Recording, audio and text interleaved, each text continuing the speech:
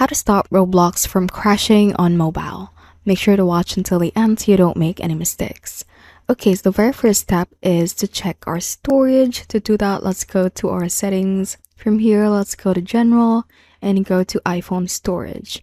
If you see that your storage is almost full, you need to clear up some storage. So at the bottom, you can click on size right here and sort the apps according to the size they're taking. And if there's any app that is taking a lot of space and you don't use anymore, you can tap on it and tap on delete app to uninstall the app and free up some storage from your phone, which can help in reducing the lag and the crashing of your Roblox app. Now this next part is really important, so make sure to pay close attention.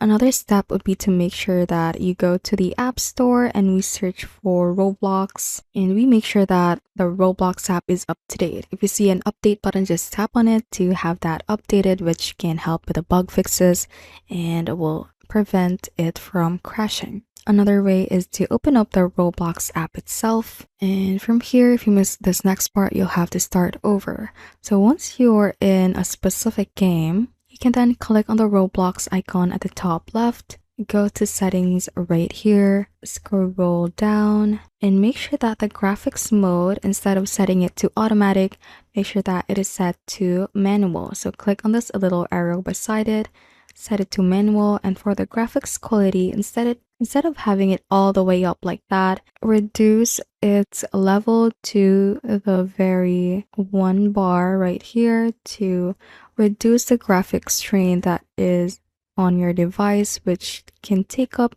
a lot more strain and would cause it to crash the game from your phone. So you can do that. And another way would be to restart your device. So for iPhone, you can press and hold the volume up button and the power button at the same time to have it restarted. And that is how you can basically stop Roblox from crashing on mobile.